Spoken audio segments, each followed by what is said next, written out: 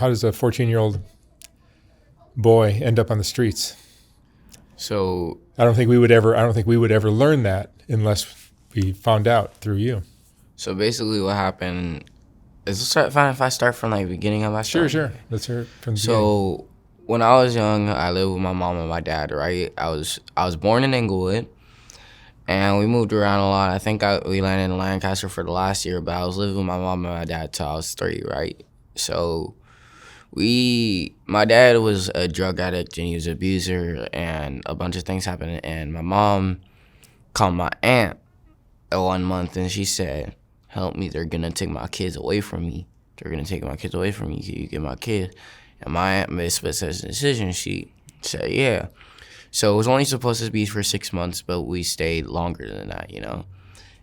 The weeks turned into days turned into weeks turned into days. Fuck, I can't even remember, like decades, you know. I lived with her for 10 years, and you know, everything was going good. Like, I went through a lot of stuff during that time, but I was still in a safe spot. I was in a safe situation. I was still going to school, but I was still getting into trouble. I was still stealing, you know. I was still getting into trouble. I was still getting into fights from my siblings every day, so they didn't have their ass beat at school, you know. And one day, you know, I had ran away because I'm a habitual runaway, you know. I done a lot the first time I ran away when I was 7, you know, made it halfway down the block. This is the most recent time, you know. And I just booked it. I said, I'm gone, you know. So I left for like a week or so, and then halfway through that week, I was running across the 99-cent store because I was hanging out with some homeless people, right? And they were telling me, hey, we can get you a phone. So they gave me a fake ID. They told me memorize the numbers, everything on it. They told me to tell them there was a problem with Social Security number. So I walked down the street, right? And I get there, and the guy who was doing it was not. He was walking back. I asked him, are you guys still doing the phone thing? He said, no. So, and the 99-cent store was across the street, right? So I said, yeah, sure. You know, it's a 99-cent store. I'm just going to walk across, you know. And the way the road is that it's curved. So you can't really see anything coming in until it actually gets into the view of the road. And the cars, there's this like 18-wheeler parked right next to the road, so I couldn't see something coming inside. I run across the street. I look to my right, and I see an SUV coming 50 miles per hour. I got lucky. I should not be alive right now. I got hit from my right side. I grabbed on some bumper. We skid like 5 meters, you know, and I was hospitalized for a week. You know, no fractured bones, no broken bones. I was lucky. You know, and then after that, I got home, and I asked my siblings, like, hey, do you guys miss me? They said nothing. That broke my heart, bro. So basically, some more time goes on, and this is, like, the worst part. You know, this is where everything really started to go bad. I was getting a cup of noodle soup from the garage because we had a little pantry in our garage, like this locker, you know. It had all our snacks in it. And I asked my uncle, can I go get the keys so I can open the padlock to get a cup of noodle soup inside? So I open the key, get the keys, open the padlock, go, and I walk into the kitchen. My sister's cooking burrito in the microwave, right?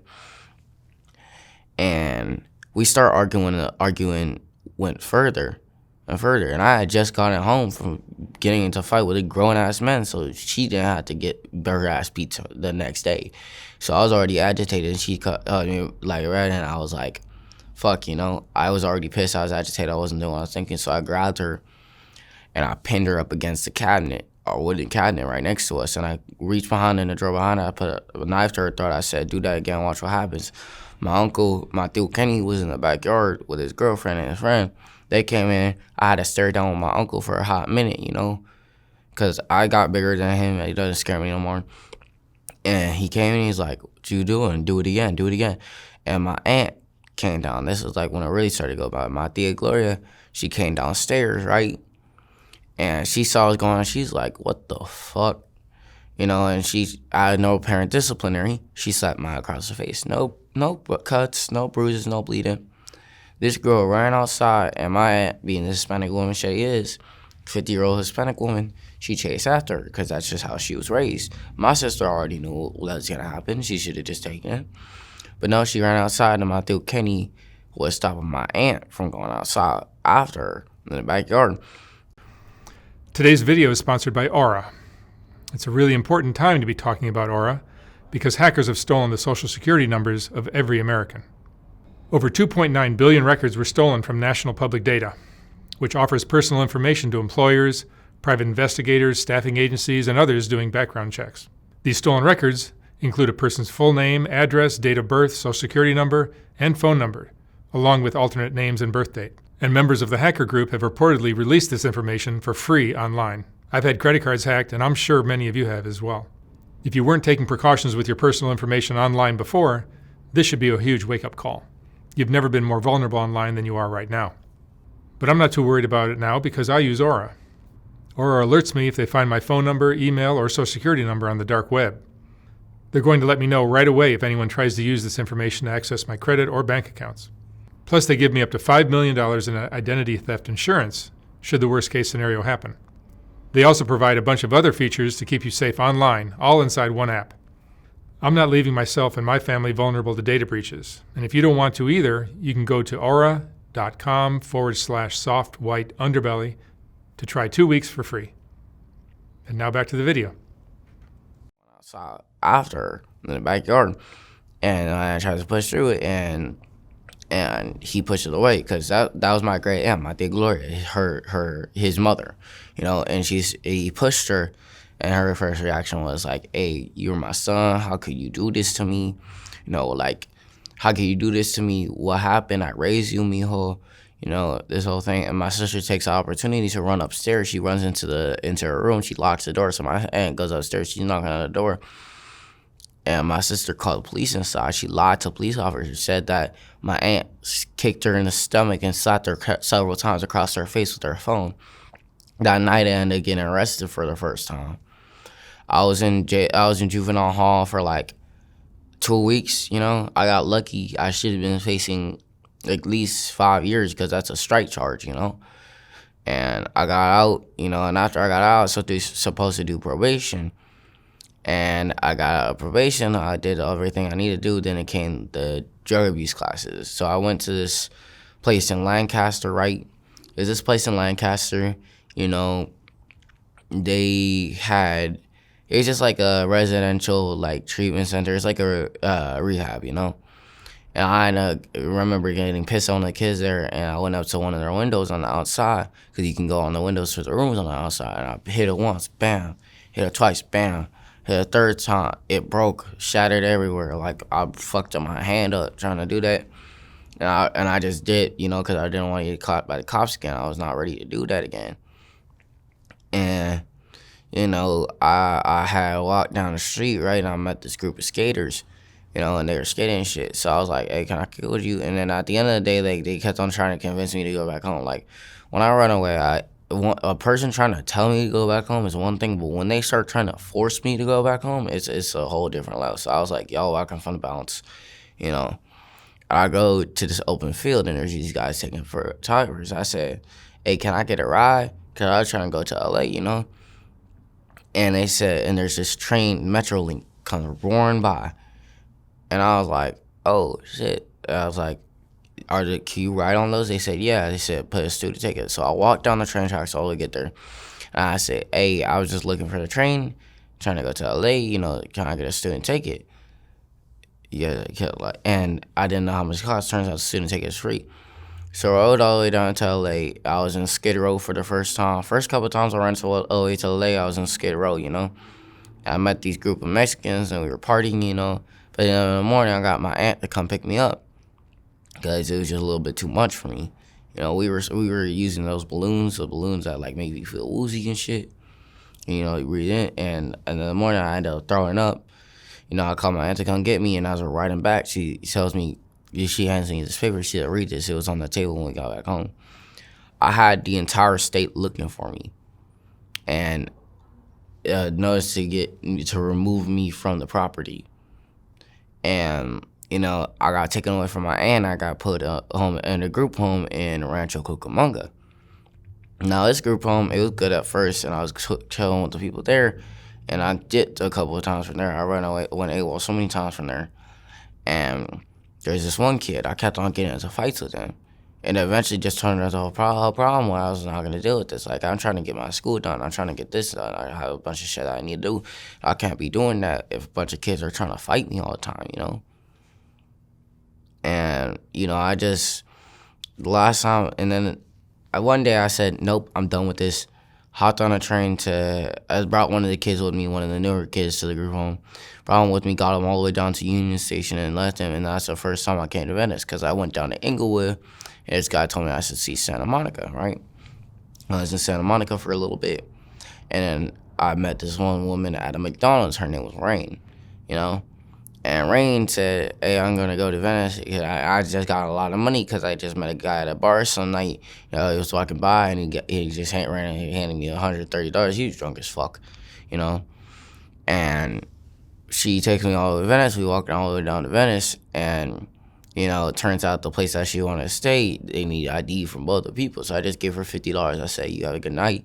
You know, I continued getting to know her. After that, we became good friends. And then I'm walking around. And I meet up with this one fool. Like, I'm a very chatty person, so I like to get to meet people, right? I meet this one guy, and he said, you want to go to Trading Post? So we walked down to the Trading Post, and as we're passing through there's this art studio. They were doing a big-ass event called Astro Odyssey, right? And this one guy, Brandon, I know him very well now. He's a close friend of mine. He says, hey, you want to help out? So I said, yeah, sure. I grabbed a boom. I started sweeping. I even painted, painted white paint on the bar area, you know. And we had fun, you know. And then at the end of the day, I was asking Brandon, like, hey, I need a place to stay. And he gave me this trailer. You know, the trailer had keys in it. It had a working stove. It had lights, but it didn't have a bathroom, no nothing. It was tight. It's smaller than a doorway, you know. And that's where I stayed for a couple weeks. And then I decided to call my family, you know. I got a phone, got an Instagram. And I decided to call my family, you know. And that's when they screwed everything over for me. That's when when I started finally getting to know my mom came to my door. She opened up, said, oh, we're just going to go right back. We're going to come right back. Because the agreement was she going to come. Your biological mom? My biological mother. So the agreement, she was going to come. She was going to say hi. She's going to meet me. And then she was going to leave. No, she took me with some of my deals and my deals. Wouldn't let me leave. Got emergency placement with them, so I couldn't leave. Lied. And then she lied to me a whole bunch of times. We got in a bunch of arguments. And the worst part she did, she lied, said I was suicidal, got me sent to a psych ward for like 3 weeks, and just lied again just to get me back out, just so she can send me back my ass to DCS. She was gone from my life for 12 fucking years. And she just, 12, 11 years, and it just shows back up trying to fucking control my life. No, that's not how it works, bro. I told her this is not how it works. And she was trying to get all of her kids back. I'm like, you know, you're about to get evicted. What makes you think you're going to be able to take care of like 5, 6 kids, bro? You're not going to be able to. You have to scratch some meat on the table, you know? I told her that. I said, I'm done. I got a squabble with her boyfriend. He's a 24-year-old dude, like about 6'9". Nah, fuck with you. Not 6'9". Fuck with you. But he's about like 6'4", right? Got a squabble with him. Police came, everything. And after that, like, I just been running around. I got locked up a bunch more times. I've been locked up 5 times since then. You know? And I lost 3 people this year. 2 of those people died in my arms, you know? I had a couple of homies that I lost. You know, and then I left. I went with this group home in Rialto, right? This is best group home I've been through since then, right? And it was good for a week. And then one of the homies over there said, hey, we finna go to Utah. You want to come? So I was like, all right, I'm down. So we get to Venice, because I want to show everyone in Venice first. And he just leaves my ass, you know, he did. So I was like, all right, I know people here, he doesn't, you know.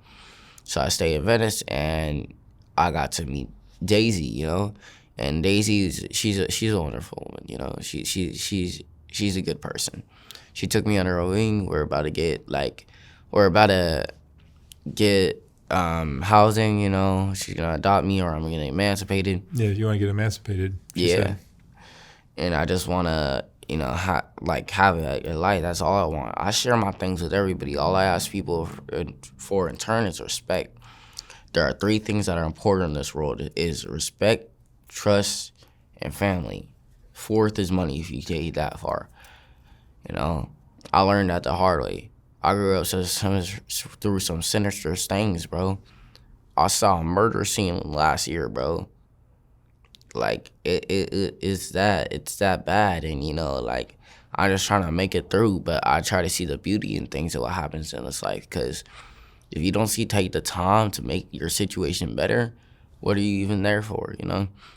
If I get caught, I don't want to go back and say, oh, I didn't do shit, just running around, fucking around the entire time. I want to come back and say, oh, I accomplished something.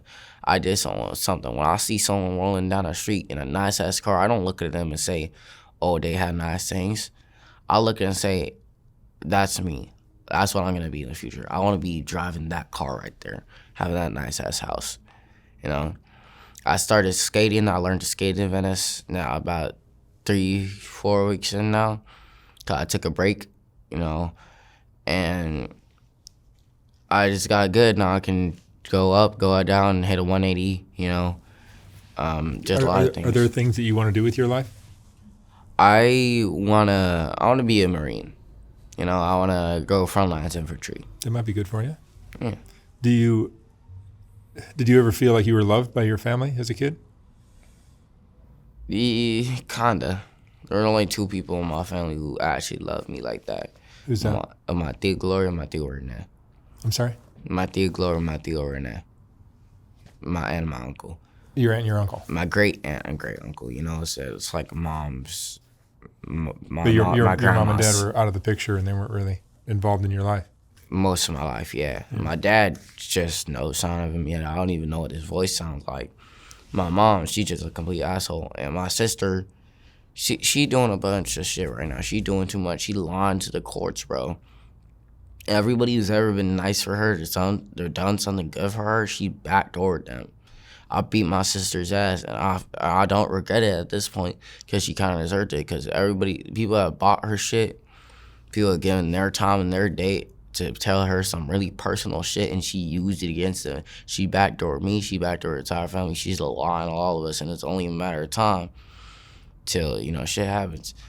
My sister lies like my mom, but she ain't dumb. I'll give her that. Are drugs a part of your life? Yeah. What do you use? I use cannabis. I use tobacco, nicotine. Sometimes, if rare occasions, I'll take DMT, shrooms, LSD. You know, I drink alcohol. Yeah, that's about it. Just only psychedelics. Psychedelics is about as worse as it gets. No crystal meth? When I was younger, I think maybe 13, 12, I tried crystal at some point, and I saw what it was doing to other people. I was like, nope, I don't want to do this. That's a good decision. School? How far did you go in school? I got it to, last time I was in school was 8th grade, the end of the 8th grade, the week before 8th grade ended last year. I should be a freshman year now, but if I don't get my shit together now, I don't get in school, then I'll be a high school dropout, you know? Yeah, you don't want that if you can avoid it. What happened that you have a scab on your mouth? So I was trying to drop in from the end of the snake run at the skate park, and I actually fell, and I twisted around, bashed my face into the fucking half pipe, and fell on my back. My tooth went through my lip. Yeah. Yeah, and I've been putting hydrogen peroxide on it to make sure the infection went down, you know. Yeah, but your life on the streets, you haven't had any squabbles? Yeah. No, I got into plenty of fights. Yeah. Right? Like the other day, someone tried to come up from me behind, you know, like a couple of days ago. He got me in the rib, and I've been getting into fights a lot. I skate, so I turned around, I went by, you know, right in the jaw. He fell to the ground, and his bitch is just standing there looking like, the fuck just happened, you know? Because I would hit him right here in the chin. There's a nerve right here. There's a nerve right here that cancels out the body. It will make you unconscious. So I hit it right there. He goes to the ground. His bitch is right behind him. She's like, what the fuck? You know? Did you go to the afterburn? No. No? Do you know what the afterburn is? I don't. So the afterburn is the after party of Burning Man. They have it every year here in Venice. And And I went to there Sunday and Saturday night. You know, I was helping out, checking bags, checking gates, bumping that lowrider tank, you know. And they gave me DMT and shrooms there. And the next morning, I woke up with some random 30-year-old Mexican lady's back. I'm like, where the fuck am I? Who the fuck are you? I'm 14. You're like 33. How the fuck did I get here? No. You're living an interesting life for a 14-year-old. And Venice, in LA in general, girls, no disrespect to the women who are going to probably be watching this, but girls are thirsty as fuck out here, bro. Like, I lost my virginity in that skate park. I fucked like 30 women since then, all between the ages of 18 and 33. I'm like, how the fuck do I keep myself in this situation? So I'm like, damn, you know?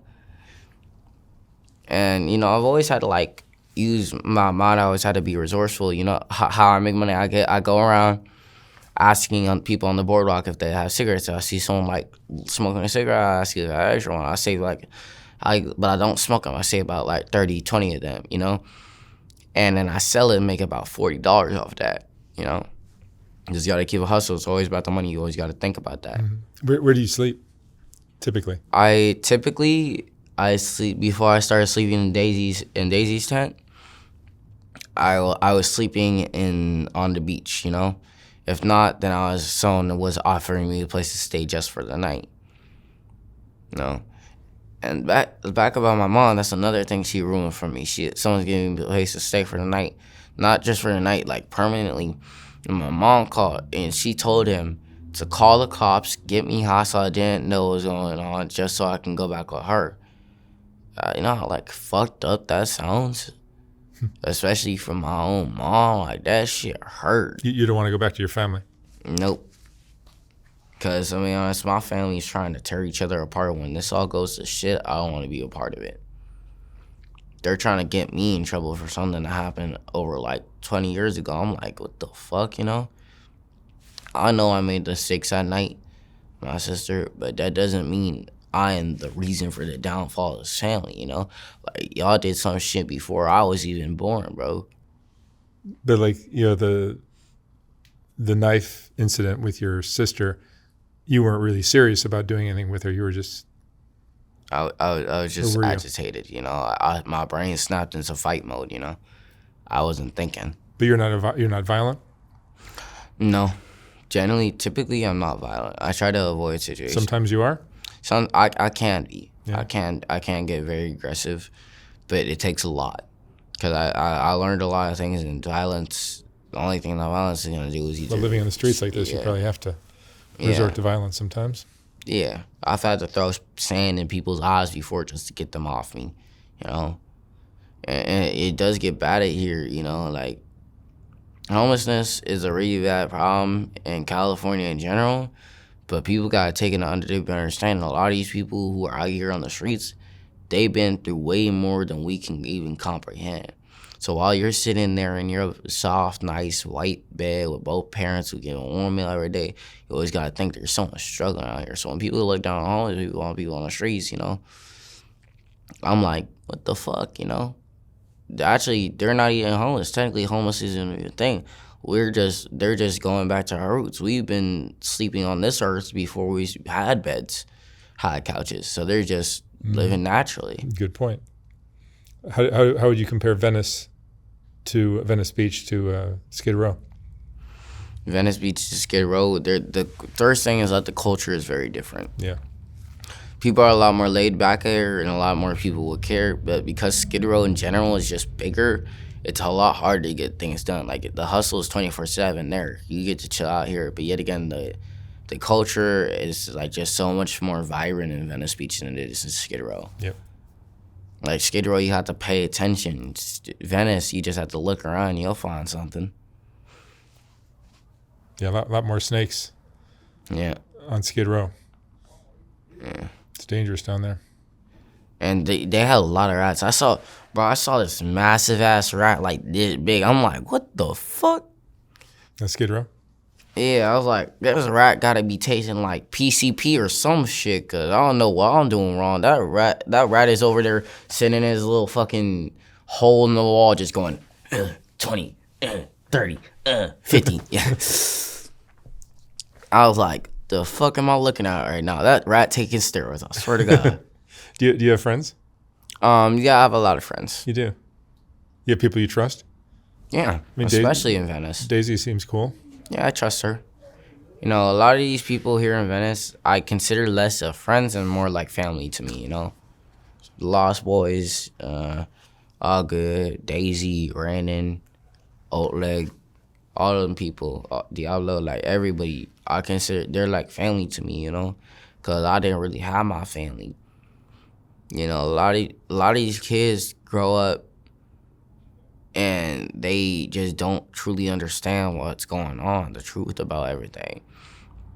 So it's easier to understand like why they act the way they do, but I'm also grateful at everything I went through. Because if I didn't go through everything I went through, you think I know everything I did now? No, I grew up in the hood, you know. I've been gang man like Ghost Town, Chris, Pomona Avenue, North Side.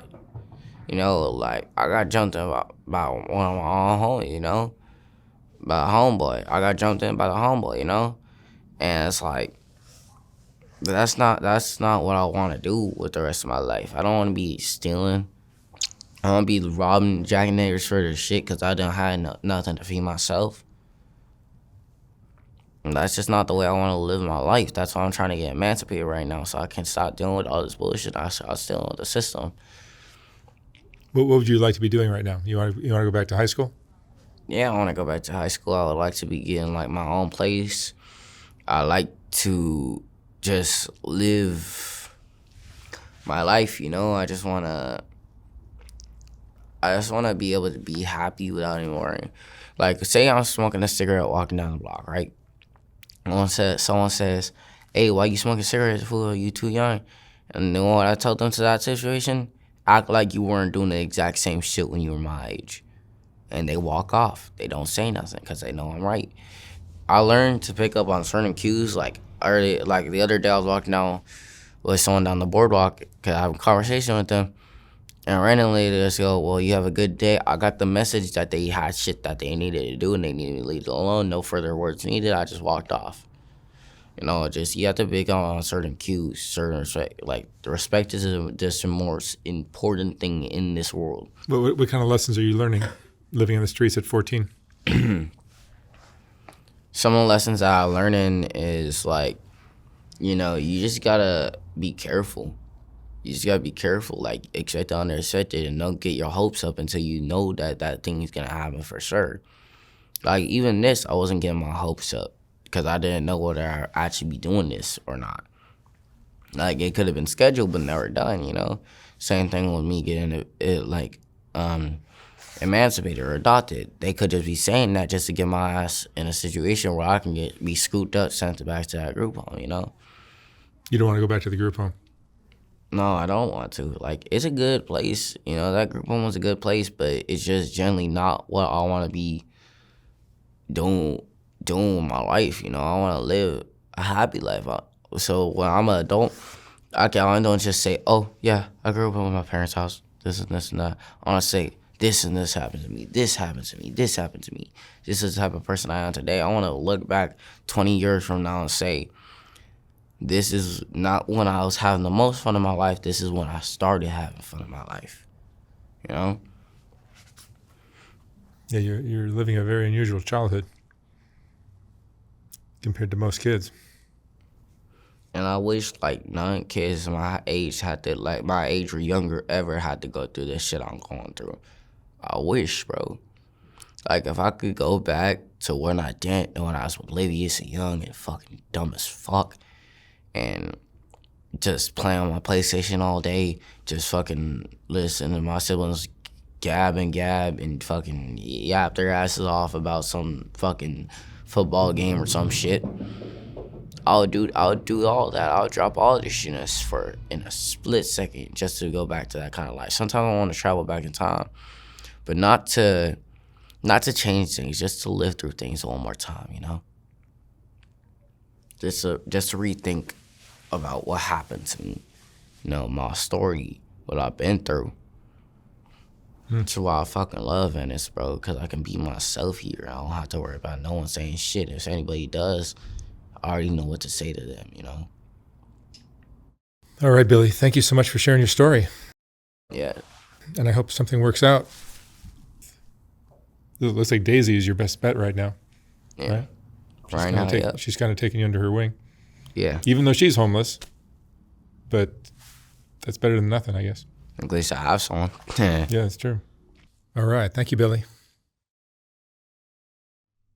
Even though Soft White Underbelly consists of a lot of videos, it's really still a photography project to me. And if you appreciate the photography, sometimes it's difficult to enjoy it when it's scrolling down the screen, which is the only option I had in this horizontal format on YouTube. So last year we came out with the first Soft White Underbelly book, which is a collection of the best portraits from the thousands of interviews I've done. Each portrait in this book is accompanied by an interesting quote from the person's interview. Oh my God. There's more. Wow. These aren't as bad as I thought. I look like a witch.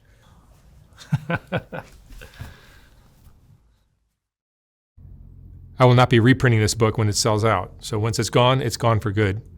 You can order yours at softwhiteunderbelly.org. $125, $150 for a signed copy. And thank you for watching.